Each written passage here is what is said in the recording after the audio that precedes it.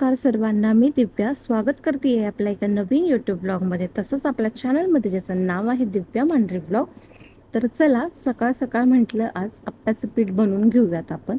आता मी 1 कप इथे तांदूळ तर घेतलेले आहे आणि दुसऱ्या कपमध्ये मेजरमेंट चालू आहे माझं. आता हे परफेक्ट प्रमाण जर तुम्ही पण परफेक्टली केलं तरच तुमचे आप्पे जे आहेत ते परफेक्ट बनतील आणि खूप टेस्टी असे बनतील बरं का. कारण की ही जी काही रेसिपीज आहेत त्या माझ्या मम्मीच्या रेसिपीज आहेत आणि त्याच मी फॉलो करत असते. सो इथे माझं तांदूळ वगैरे मेजरमेंट करायचं काम चालू होतं. 2 कप तर इथे माझे तांदूळ झाले होते आणि मेजरमेंटसाठी जर तुमच्याकडं प्रॉपर हे असेल तर मग तुम्ही डायरेक्टली त्यानेच मेजर करा. आता बघू शकता 2 आणि त्याच्यावरती थोडे घेतलेले आहेत म्हणजे पाऊण कप, म्हणजे पावणे 3 कप मी तांदूळ घेतलेले आहेत इथे. आणि त्यानंतर आपल्याला डाळी वगैरे घ्यायच्या आहेत. आता कोणत्या कोणत्या डाळी घ्यायच्या आहेत हे पण पुढे तुम्हाला बघायला भेटणार आहे. तर इथे आहे ना मी हरभऱ्याची डाळ ॲड केलेली आहे 2 कप. त्याची जी हाफ आहे तर हाफ घ्यायचं आणि त्याच्यानंतर हे जे होतं जेवढी हरभऱ्याची डाळ घेतली त्याच्या हाफ मी उडीद डाळ घेतलेली आहे आणि त्याच्या पण हाफ जेवढी उडीद डाळ घेतली आहे त्याच्या पण हाफ मी इथे मसूरची डाळ घेतलेली आहे. आणि त्यानंतर इथे मी त्याच्यापेक्षा हाफमध्ये मूग डाळ टाकलेली आहे. आता हे जर प्रमाण परफेक्ट ठेवलं तर काहीच अडचण येत नाही आणि त्याच्या पण जास्त हाफमध्ये मी पोहे घेतलेले आहे, जी की मूग डाळ घेतली होती त्याच्या डबल.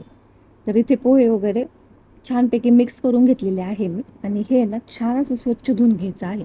कमीत कमी 5 ते 7 पाण्याने धुवून घ्यायचं, जेणेकरून मग जे काही तांदळाचा काळपटपणा असतो तर तो निघून जातो आणि डाळींमधून जो फेस असतो तो पण निघून जातो. आता इथे माझे स्वच्छ धुवून वगैरे झालेलं आहे. आता तुम्हाला आहे ना हे थोडंसं असं काळसर पाणी दिसत असेल बरं का, पण याच्यामध्ये ना काहीच राहिलेलं नव्हतं, सगळं शुभ्र होतं. पण थोडंसं लाईट कमी होती त्यामुळं मग ते तसं तुम्हाला दिसत होतं. त्यानंतर दुसऱ्या दिवशी बघू शकतात, वाव काय सुंदर असं पीठ फुललं आहे ना. तर तुम्ही पण नक्की हे ट्राय करायचं आहे बरं का. तर मी आप्पे केले, पण आप्पे केल्याच्या नंतर ते काही शूट करायचं लक्षात राहिलं नाही. त्यानंतर संध्याकाळी माझ्या नंदेच्या घरून आम्हाला भाजीपाला आला होता, म्हणजेच त्या नगरला आल्या होत्या. सो त्यांनी तो भाजीपाला घेऊन आले होते. घरचे वांगे, गवार, भेंडी, मस्त असे वांगे वगैरे होते, काटेरी वांगी. आणि त्याशिवाय तर भाजीला काही चव नाही बरं का. काटेरी वांगे वगैरे असले तर खूप छान अशी भाजी होती. त्यानंतर त्यांच्या घरी अंडे वगैरे होते, सो त्यांनी ते पण अंडे आणले होते घरी त्यांच्या आहेत त्यामुळं. आणि त्यांच्या घरचा भाजीपाला होता तो मेनली, कारण की त्यांच्या शेतात त्यांनी लावलेला आहे घरच्या पुरता. स्वतः माझ्यासाठी पण घेऊन आल्या होत्या, त्यांची वगैरे आमची भेट झाली. आणि त्यानंतर संध्याकाळी हे घेऊन आले होते लाडू आणि भेळ. आता जे कोणी अहिल्यानगरमधलं आहे त्यांना नेप्तीची भेळ तर नक्कीच माहिती आहे बरं का. टेस्टी अशी भेळ आणि खूप क्वालिटी भेळ आहे बरं का हे. आणि हे त्या साईडला गेले की नक्कीच घेऊन येतात. आणि त्यानंतर आम्ही दोघांनी एन्जॉय करायला घेतलेली होती भेळ.